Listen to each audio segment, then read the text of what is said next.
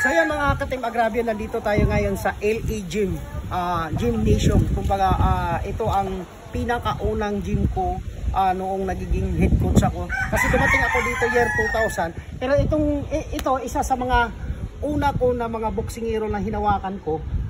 Mas nauna sila sa akin dito kasi nga dumating ako dito ay November 27 year 2000. So tandang-tanda ko pa to.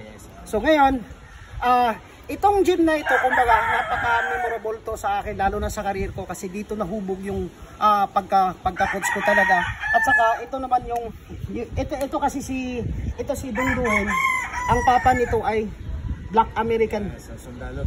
Oo, sundalo siya ng Amerika, tapos yung nanay niya ay taga Samar. So, ito si Dungduin Dilatonga, isa to sa mahusay kong boxer noong araw. Hindi lang talaga nabigyan ng chance kasi wala kami mga promoter. So ayun, kaway-kaway naman sa mga dating boxer na dumaan dito sa boxer na ito. Kasi itong gym na ito, comment na lang kayo dyan kung sino-sino kayo kasi alam mo talagang grabe. Hindi ko na sasabihin, ikaw dong, anong masabi? Shoutout po sa mga dati kong kasama. Sila Mario Sismundo. Si Arnel Arsenal kasi nasa Amerika na ngayon eh.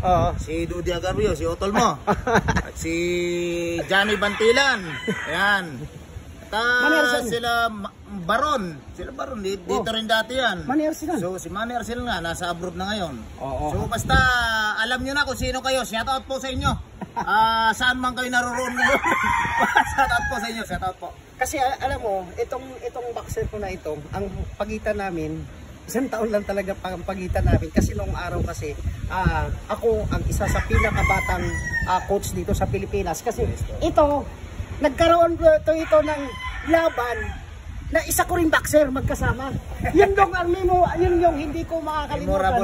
Memorable talaga yun kasi nung una kasi maraming nagsasabi noon, di ba? Ang sabi doon sa kantada kasi ginanap yung laban, di ba? Okay. Wala daw Pistorama. Wala daw mangyayaring suntukan na maganda kasi magkasama daw sila, pero hindi nila inaakala na dito pa lang sa sparring talaga nagpupukpukan na sila. Talagang matinding laban na talaga dito pa lang. Oo, kasi ang huling laban kasi nitong batang ito, sa Malacanang yung laban namin. So 2 round lang yung kalaban natin, no? So na-knockout niya yung kalaban. Isang top opponent din yung kalaban niya noon. 2 round lang na-knockout. So dahil wala kaming promoter talaga, so ayun napilitan na lang talagang mag-stop na kumbaga tutuloy na lang yung buhay natin kung ano naman. Pero yung boxing talaga nandyan pa rin. Coach noon, nagkaroon ako ng siyempre, pamilya. Mas priority na kasi yung pamilya. Yes! Sa boxing, lalo na't wala kaming promoter, kaya lang sinabi ni Coach, matagal po yung boxing, matagal po yung promotion, kaya kailan pa, patay na yung pamilya natin bago tayo mabigyan ng laban. Kaya napilitan lang kami ito. Bagamat, kagaya na sinabi ni Coach John, mayroon po tayo sana opportunity na maging isang champion din balang araw, kaya lang wala ganun talaga. Wala. So excited ka ngayon na kumbaga huling laban mo is siguro chance ako mga 2003, so 22 years ago. Ngayon papayag ka ba na mag-meets tayo ng konti lang? Oo naman dahil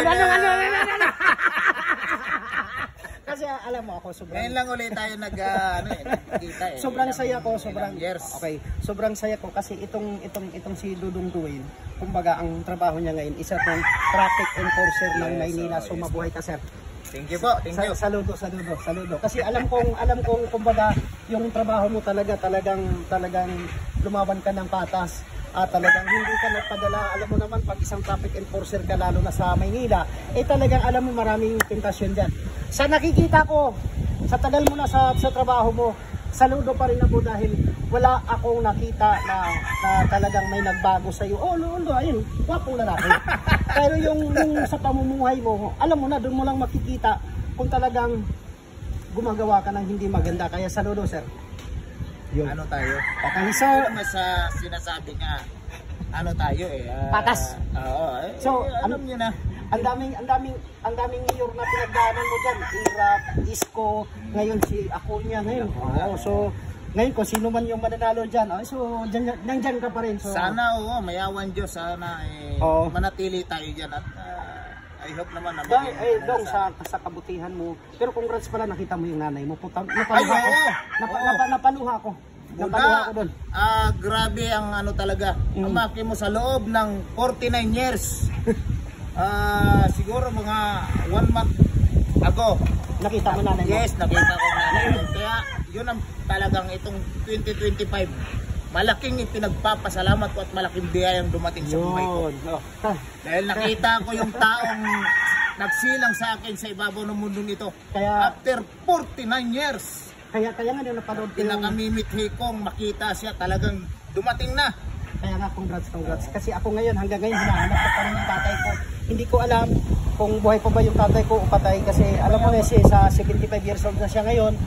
Yun nga lang, ikaw sobrang swerte mo kasi unang-una nakita mo na yung nanay mo. So, yun muna. Magbibisit muna kami sa loob ng gym kasi namimiss namin yung isang-isa.